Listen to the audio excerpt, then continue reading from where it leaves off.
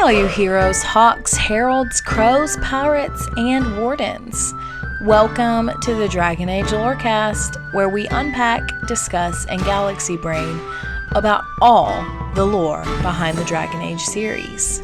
We are so excited to bring you this podcast. Every episode, we'll be talking about a different topic in the Dragon Age universe. From character deep dives to exalted marches and elven gods, we will cover it all. There will be spoilers. And always remember, swooping is bad.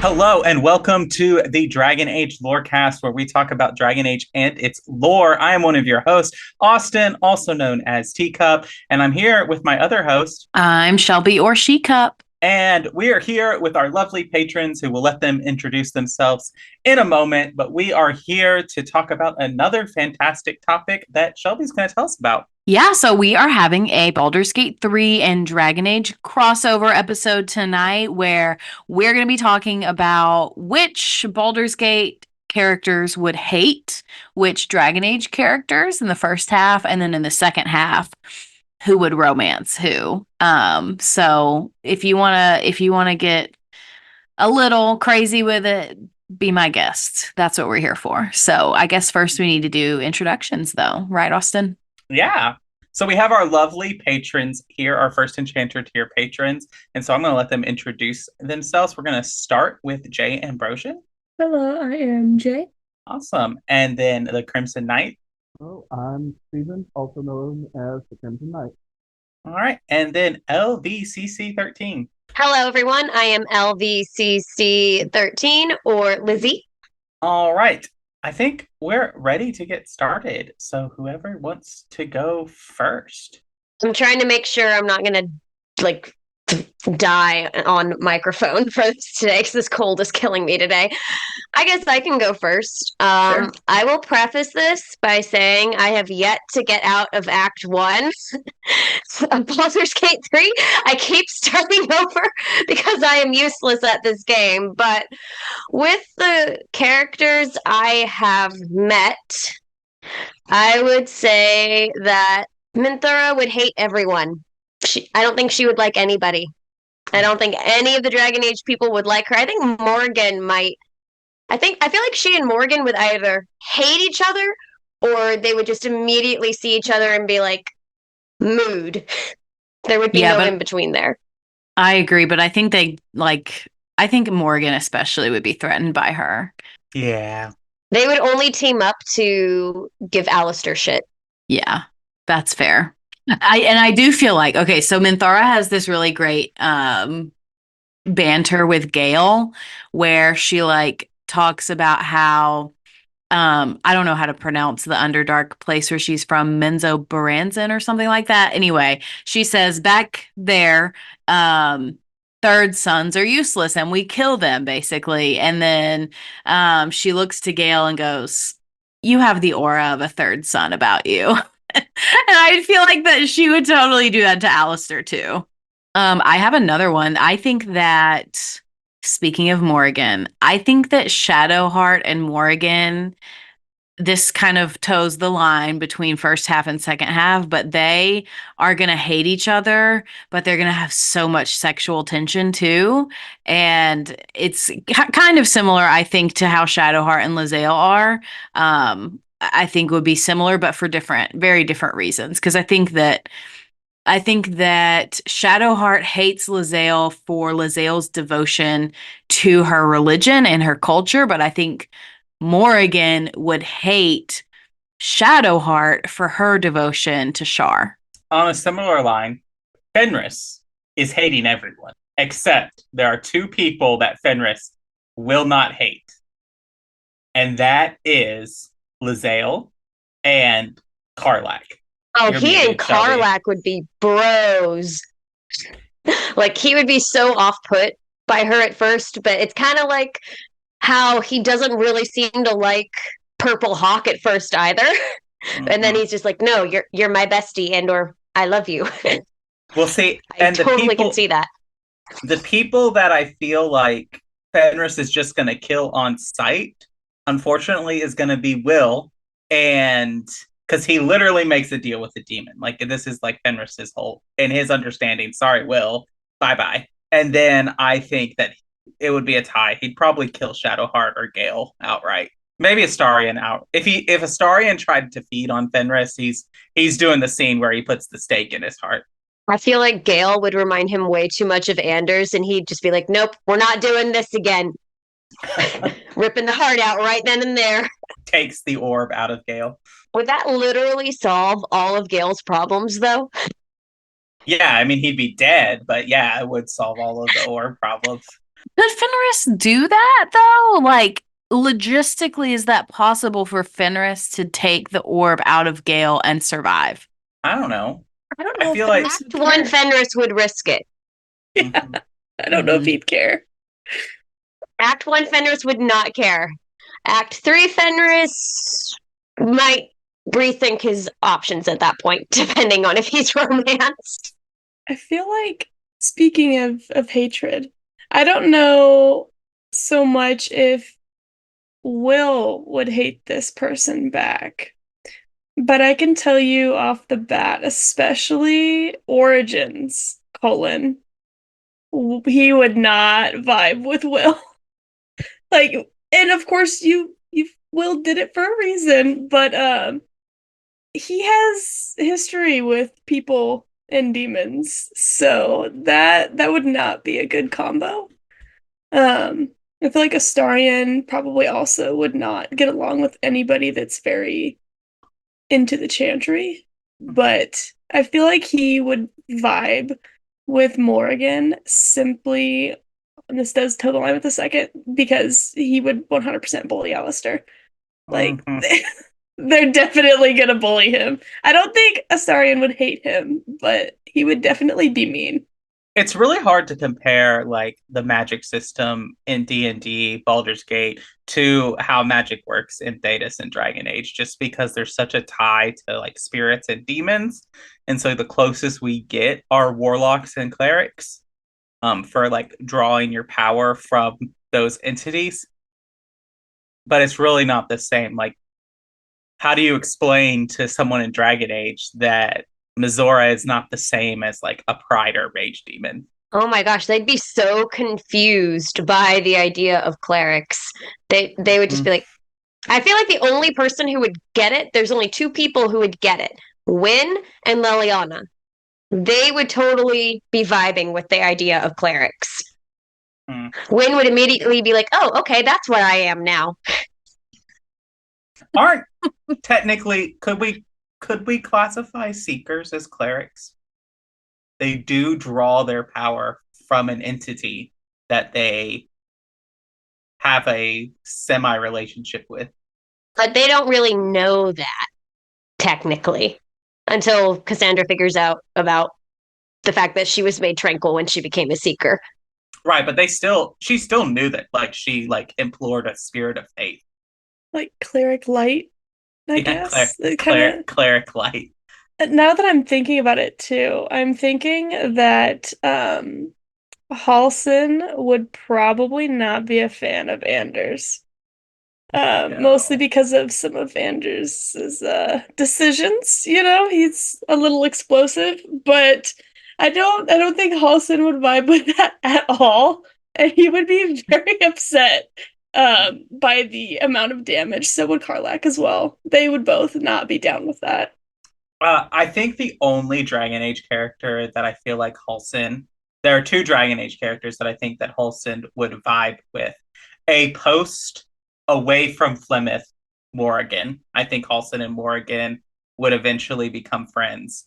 And then I think that Halsin and the Elven Mage from Awakening, I can't remember her name.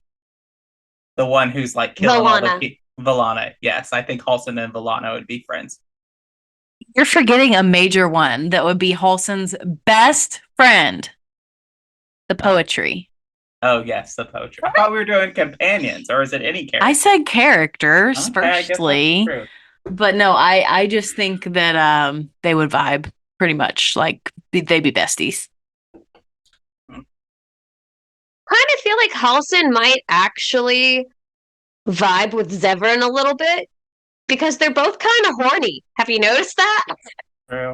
It's I true. Very feel like open. they'd just be horny bros. Open about their trauma that they don't seem to fully realize is trauma dumping when they're just letting it out at you. Um, it might be kind of a hot take, but I don't know if Astarion and Dorian would get along. Mostly because I feel like Dorian would see through his ruse. I feel like maybe after, if you give them some time, they may get along, but I feel like off the bat, they probably wouldn't because Dorian would see through his bullshit very quickly. And here's That another would be thing. mutual. Uh-huh. And here's something about Astarion is, and I will preface this to say that I don't have a lot of interaction with Astarion. I mean, I've done most of his stuff. I haven't done his romance or really like deeply talked to him. But based on like party banter and all of that, Astarion can dish it out, but he cannot take it. Hmm. Dorian can dish it out and he can take it as well, per his banter with Bull. I was about to say, at least that's what the bull keeps saying, that he's taking it. It's true. I do think, speaking of Astarion, I was thinking about this earlier. I also think that he and Varric would absolutely hate each other, but they would have amazing banter. Like it would be top tier banter. Solas and Gale. Plus or They are minus. not friends. They are not going to be No. friends. I think They it would could hate go each either other. way. I think it could go either way. Okay. I think they have a begrudging respect for each other just because they are both so talented magically. But I think they cannot stand being in the same room as each other because they both want to be right all the time. And neither Yeah. of them can admit when the other when they're wrong. And so when they're inevitably wrong about something, the other one comes in and is gonna be like, well, I was right, you know.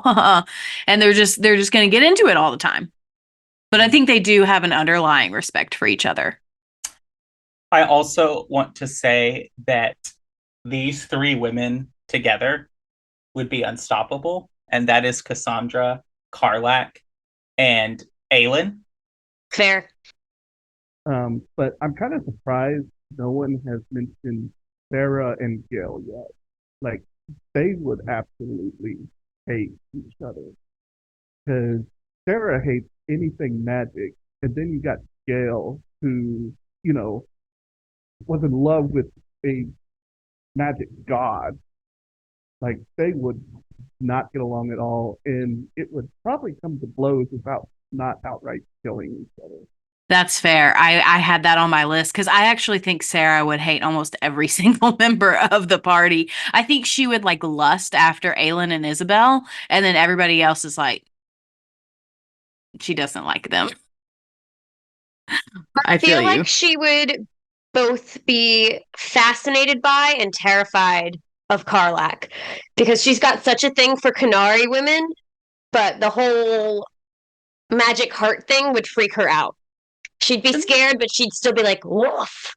Well, then there's Ogren, who's just going to piss everybody off. But, I feel like everyone would kind of be sick of him. I feel like a few may be able to tolerate him kind of jokingly, but most of the cast would just be like, I can't stand this creature. So I almost think Halsin would kind of be amused by him. I think he'd definitely pity him, but I think he'd also be slightly amused by him. That's fair. I also could see Halson being really uncomfortable, maybe not hate, but like uncomfortable around Cole because I think Cole would remind him of the boy from the Shadow Lands. I don't remember his yes. name. It's very similar to Thaniel. Thaniel. Yeah. Yeah, I don't know who that is, but by the time I actually get there, I will forget this conversation anyway, because this cold medicine is knocking me for a loop. That makes me think that Halson might not get along with Solas either. Mostly just because of not so much sort of like a I know more than you do thing, but just a very big difference in like personal missions and what they think is right and wrong. Because Solus I is think kind of willing Halston to would nuke the world. see. Yeah, I think he'd have, because Solus has got a very similar mindset to what's the other druid's name who's trying to close up the grove? Kaga, yeah. Yeah, I feel like Solus has got a very similar attitude to her. So Halston would just be like, "What the actual f are you doing, you idiot?" Yeah, I could see that, especially, with how the veil is, or the destruction of the veil, rather, is affecting the physical world. Anybody have any other ones? I don't know how Astarion would feel about Zevran. I don't think that Astarion would like Zevran, but I think Zevran at first would just be like, "Oh, you're fun. You are fun to mess with." Yeah, I mean, they're very similar, right? Like very, very similar. I think Astarion would like hate him so much viscerally until somebody in the party, like Karlak or someone, is like, you're the same person, right? Like, you're being a hypocrite. And that's when he's like, "Yes, I know. It's a reflection of my own self-loathing. Shut up. I didn't ask for therapy today." Right. Also, like, at what point, like, when Astarion like shows that he's a vampire, because we don't really have like we have werewolves in Dragon Age, but we don't really have vampires. So, Yet. yeah, yet. How do you explain a vampire to someone in Thetis without it sounding like an abomination? You don't. I'm just saying, like, it's lore consistencies. The minute that someone hears what Astarion is, they're like, "Oh, you're an abomination." Morgan's just going to be annoyed that that was an option, and she would have been like, "So Flemeth was trying to take over me and took over all my sisters when this was an option." Because I mean, also he literally drinks your blood to power himself. So blood magic again. So yeah, I don't think Astarion is living very long with the Dragon Age companions or characters. Yeah, that's probably fair. Morgan would kill him the minute he tried to flirt with her. Mm. Forget the vampirism, forget everything else. She'd just be like, "No, setting you on fire now." I feel like the best chance Astarion would have in the Dragon Age in Thetis would be if he uh, got with the Grey Warden, but he would hate that. I think he would hate that group enough that he wouldn't want to join them.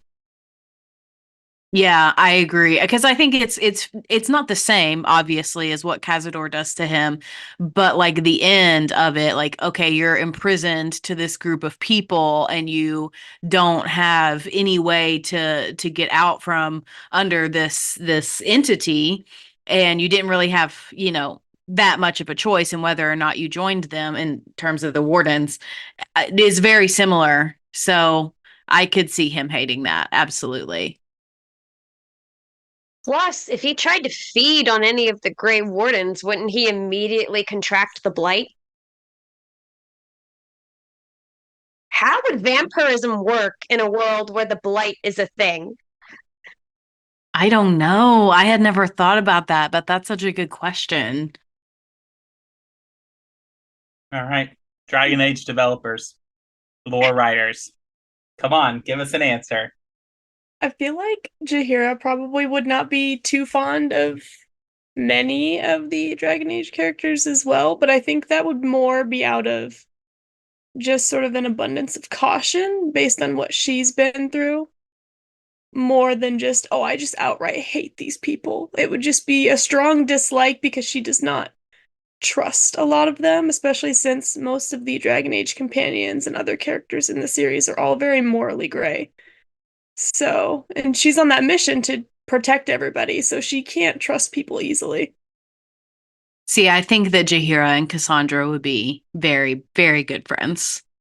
Well, I think we are probably good to go to our mid break now, Austin.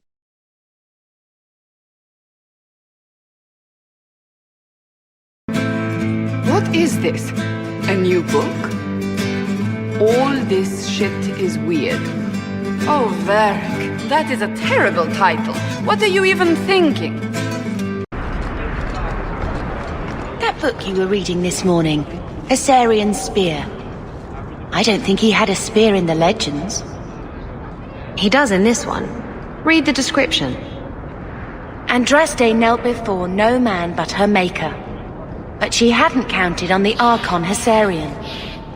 Can Hessarian penetrate the tight-knit defenses of the warrior prophetess?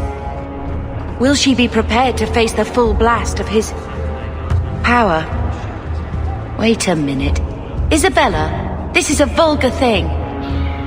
You want to borrow it? No! You sure? It has pictures. Not listening, I'm not listening.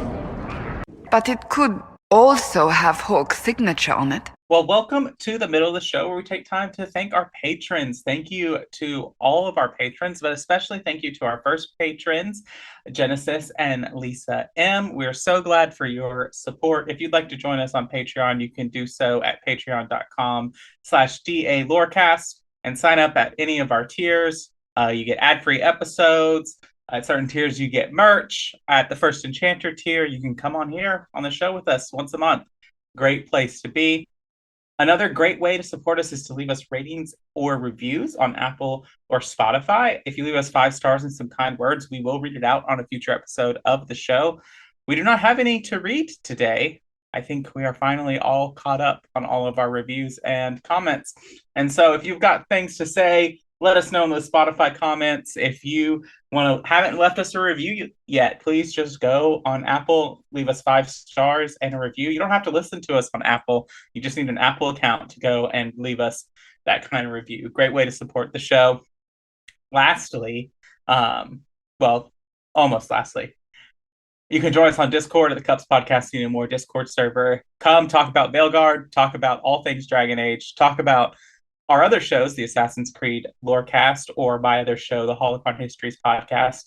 You can come talk about that, share pictures of your pets, talk about Baldur's Gate. We have a dedicated Baldur's Gate 3 channel, all kinds of great stuff to do there.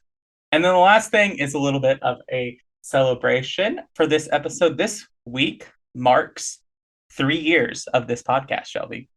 It does, and it would have just passed right by you if I hadn't said something. But no, it is crazy that we've been doing it. No, is it? Yeah, it is 3 years. I was going to say, no, it's only 2 years, but that is incorrect. It is 3. We started this podcast in 2021. So we just wanted to say thank you to all of you who are here on our patron chat, to all of you who have been our patrons in the past, all of you who are listening, who've ever listened to the podcast. Thank you so much. We love you, and we're excited for Veilguard to come out later this fall. All right. Well, that's all I have for the middle of the show. All right, let's get back into it.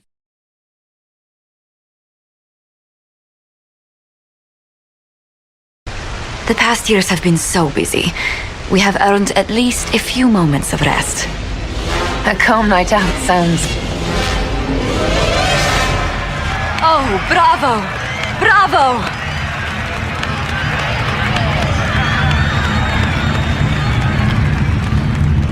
Was the woman in gold playing a king? Who was the man in feathers?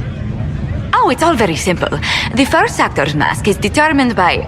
I will lend you the program guide. But tell me, did you enjoy the performance? That was one of the greatest things I've ever seen. Truly. That part with the glittery, and they actually set fire to... Yes, I truly enjoyed it. Then I call tonight a great success. I've got some of it written down now. Give it here. Her breasts strained against the leather jerkin like 2 wild stallions corralled against their will. She pounced, the smooth moves of a jungle cat, and locked her thighs around Donnick's waist. He... What? Nothing. What is that? Shh.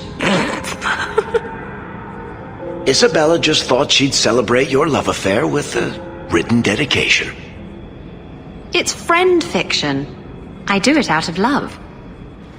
I will never, ever be clean again. You fear barbarians will swoop down upon you. Yes, swooping is bad. Not so much a question as just saying, oh my gosh, this is going to be the best Halloween ever. Yes, so true, so true. It does make me scared, like for the narrative of the game. I have to say that it's being released on Halloween when traditionally folklore wise the veil between the afterlife and the world is the thinnest. So that makes me scared.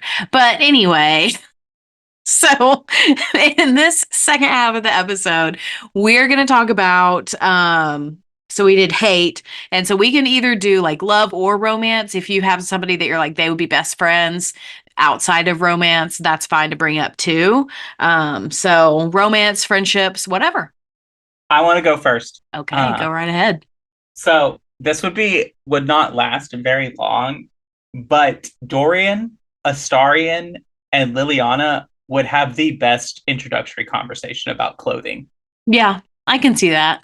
I would say throw Josie in there too. Oh yeah, Josie too.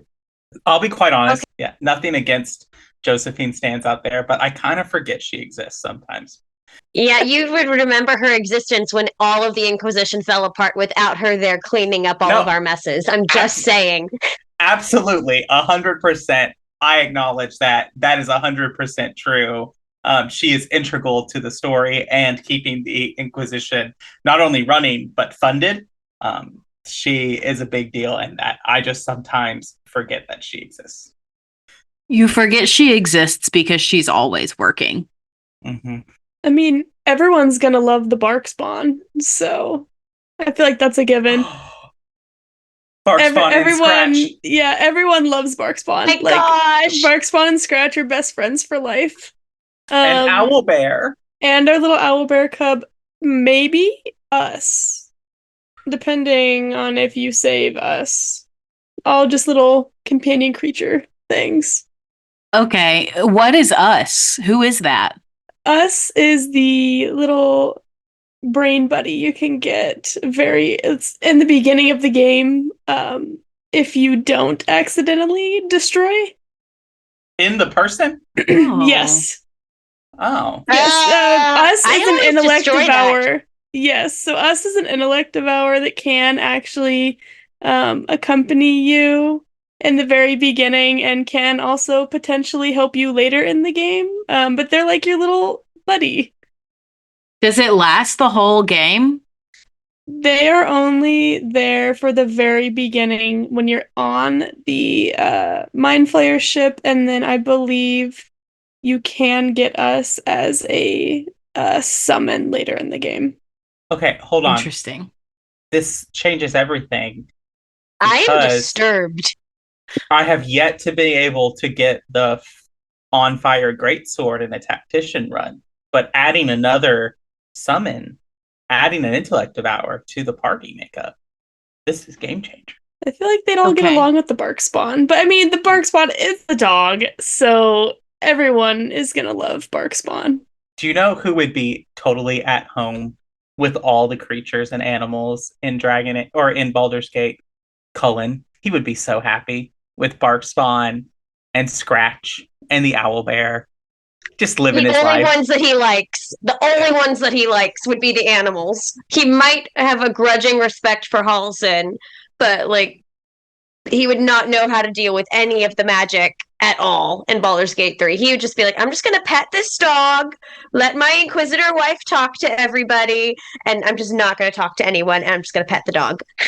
I think that Cullen and Will, if Will and Cullen get to talk about and Will shares about I want to be free of this, breaking free of this entity that he doesn't want to be associated with that is controlling him, I think Inquisition Cullen and Will would probably have some common ground. I feel that. I think this may be a little bit of a hot take. I think that we're going into romance here. I think that Karlak and Iron Bull are going to bone so hard, but I think that she is going to be the only one to top Bull. That's my opinion. And I'm sticking to it. That's not a hot take. That is now officially canon. That's canon. It's only a hot take because it's Karlach. There you go. I love her. Can you imagine that scene where everyone walks in on you and Bull, but it's Bull and Karlach? Oh my gosh, that would be so freaking. But like, can you imagine that happening again? So like, Bull sleeps with the Inquisitor. They all walk in on them, and then it happens again with Karlach, and they all walk in, and it's completely different. And all the advisors are like, "What the hell is happening? I am so confused about his sex life." Everyone came running in because they see smoke or flames in the window of the tower. And then Colin is just like, "Oh, sweet maker, not again." So like, but no, you're right. Karlach is going to top Bull because Bull comes from a matriarchal society where women actually control him. So true. Yeah. True. Good point. Starting to rethink my stance on the Qun, honestly. I would like to see potentially, I feel like Gale and Dorian may get along. Although I feel like Gale might come on strong in the beginning, kind of like he does with any tab that shows him the slightest skosh of attention. But then Dorian would absolutely run that relationship. Oh yeah, Gale would be whipped in like 5 minutes. We have ignored the biggest bromance of the century. That would be between Will and Blackwall. No. Yeah, you're wrong. Will from Blackwall. No, you're wrong. You're wrong. You're absolutely wrong. The biggest bromance is between Minsk and Alistair. Oh my god, there might be a single brain cell in that relationship. Yeah, I don't even think it's that much. They may function half the time if you put them together. I haven't met him yet, so I can't say for sure, but I have seen clips of him because my YouTube For You page is like all Baldur's Gate 3 right now. But yeah, I can see that. But there's no way that Blackwall and Will would even like each other. Will would hate Blackwall. Because he's a liar. Or at least exactly. He's hiding things. But so is Will. Okay, come on. No.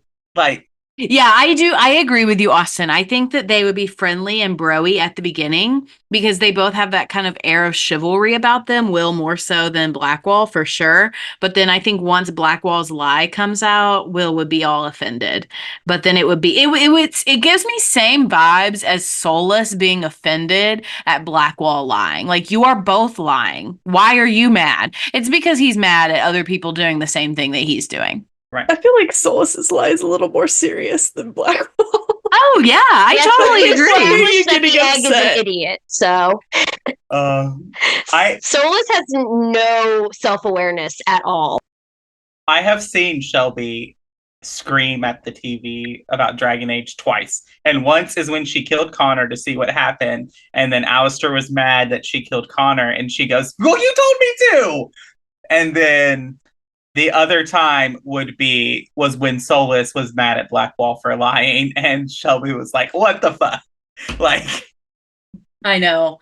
It made me so mad. So this is a one-sided romance that I think would happen. The Emperor would be all over Solas, but Solas would like detest the Emperor. Yeah. Yeah. I think I agree. Oh, you don't know who the Emperor is? Nobody tell her. I do. I think I do because again, YouTube is. I don't know how we get to things. Like, I know certain things happen, but I don't know how. Which is why I don't mind spoilers, because for me, it's not the destination, it's the journey. I feel like, and not so much a person, but I feel like Minthara would have no issue with what Tevinter does. Mostly because Tevinter, in terms of the, elven slavery and the blood magic and kind of being a little ruthless, is very similar to the environment she grew up in. Mm-hmm. So she would probably agree with some of that environment. And then I do have, this might be a little bit of a hot take, but I feel like Oren would absolutely vibe with what Corypheus does to the Templars in terms of the red lyrium. She would 100% enjoy that. And also I can't remember his name, but the enchanter that takes over the tower in Origins, and all the killing and murdering that he does to get there. She would be all over that. Aldred. Yes, she would love that. I think that Ketheric Thorm and Alexius would form a "we did it all for our child" club. Misguided fathers club. But like, I agree, but I think there would be hostility there because like Ketheric does what he does because he's homophobic. Alexius does what he does because he truly wants to heal his son and is just misguided. I feel like that's pretty different. I feel like Dorian's dad would be a better fit for that relationship. Fucking Hallward I hate Pavis. We hate him. I need an interaction between Varric and Volo, just because they're both writers. It would be like Varric's reaction to that hack who wrote hard in Hightown too. At least Varric can spell. And then, well, maybe Volo and Genitivi would be a better writer pair. Yeah, I think so. I love them both. I feel like with how over the top Will sometimes is with his heroic attitude and everything, him and Varric would get along. Because Varric would just be all over, like, writing stories about Will's exploits that he's had. And Will would just love telling them to Varric. Yeah. Varric would be all over the Blade of Frontiers. Like, he'd be like, great name. Publish it everywhere. I feel like he would kind of, because Will sometimes gives me a little bit of Sebastian vibes. Not a lot. Just at the very, very beginning, I don't know why, he just kind of gave me a little bit of Sebastian vibes. So I feel like Varric might get that at first. And then when the whole, oh my gosh, you were actually in a contract with who? I feel like that's when Varric would suddenly get very invested in Will. He'd be like, oh, you're much more interesting than I thought. You're not a one-dimensional hero. Because that's why Varric likes Hawk. Hawk isn't one-dimensional. Sebastian is very one-dimensional, and Will kind of gives me a little one-dimensional hero vibes when you first meet him. Yeah, I definitely think I agree with that. Here is another question to think about. Is Liliana breaking through Lizale's outer shell? It takes some time, but I feel like she's got a better shot at that with Lae'zel than she did with Morrigan. I'm just saying. I think you have a point there, Lizzie. I agree. She'd probably go after Shadowheart as well. So she'd be digging, that's for sure. She would be like, there's secrets here. I need to know them. I think, now that you say that, I think Origins Liliana is going after Shadowheart. I think hardened Inquisition Liliana is going to command Lizale's respect. I could see like that. Karlach would think Liliana is adorable. I think she would think she's so cute. Probably with Meryl, too. Okay, I have to ask, how do we think the Baldur's Gate 3 characters would react to blood magic and the Blight? Like, how do we feel like they'd react to that? I feel like Karlach would think Meryl is really adorable until the whole blood magic thing, and then she'd be like, what? See, I think that blood magic wouldn't throw them as much as the Blight would. Because I think they would be like, oh my God, what is in this place with the Blight? Like, because I do feel like it's more, I don't know. But I feel like they wouldn't be thrown by blood magic as much. Because I feel like those kind of magical things more so still exist in the world of D&D. I mean, is not Cazador's ritual blood magic? Good point. Well, I know Lizzie hasn't gotten to Cazador's ritual yet, but yeah. I think the Blight, and even the Blight in from D&D perspective, I don't think would be that hard for them to understand, because look at how like gnolls are created. I don't know what that is. What is that? Isn't that those hyena things? Yes, Yeah, they're bird. after they... Oh. I don't know if like they'd be confused by the Blight. I'm just like, imagine their reactions after dealing with the mind flayers and the worms and all that stuff. They suddenly get transported to Thetis, and they like say they get transported in the middle of Dragon Age Origins or whatever the heck is going to be going on in the Veilguard, and they're just like, "Are you freaking kidding me?" They would not say that word. They'd say a different expletive. Astarion would immediately be like, nope, take me home. Take me home now. Any last thoughts before we start to wrap it up? I feel like, I don't know if this is a hot take. I don't know if so much that they would like each other so much as they deserve each other. I feel like Wolbram Bongle and Lord Seeker Lambert deserve each other. Yes. They should go die in a hole somewhere together. They both deserve each other. It's the match made in heaven right there. I'm just trying to think of like the equivalent of someone who doesn't appreciate their really devoted friend in Dragon Age. Solas. I mean, yeah. Solas. But he's actually likable. Wilbur Bongle is not. So that's why I feel like him and Lord Seeker Lambert can go have each other. All right. Well, if no one has any other thoughts, I think we'll go ahead and wrap this up. So thank you all for being here. Thank you for coming on the show. We greatly appreciate all your support. I'm going to give you an opportunity to plug anything you want. Let people know where they can find you. We'll start with Jay Ambrosian. Jay or Ambrosian, and I have the same tag, Ambrosian, on Discord. And then we got the Crimson Knight. Oh, I am Steven or the Crimson Knight, and you can find me on Discord and nowhere else. And then LVCC13. I am LVCC13, and you can find me on Twitch at LVCC13, where I am streaming Dragon Age Inquisition, trying to finish that playthrough, and occasionally Baldur's Gate 3. You can also find my voice in the Avengers audio drama, where I play the Wasp, and you can find that on Spotify, Apple Podcasts, and I believe on YouTube as well. And you can also find me on the Discord. Well, thank you all for being here. It was great to have you here. Thank you all for listening to the Dragon Age Lorecast. We'll see you next time.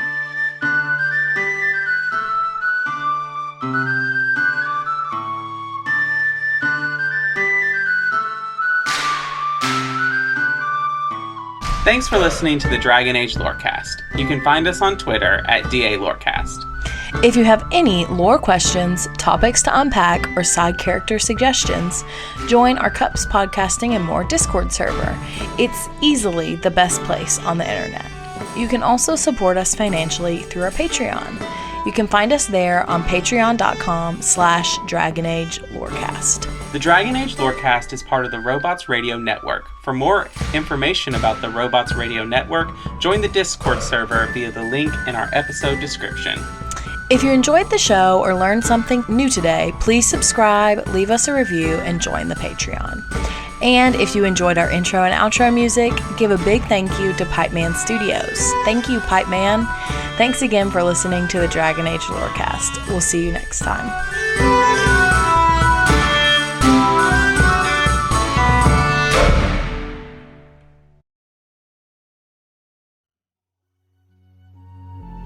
Hi, I'm Aaron.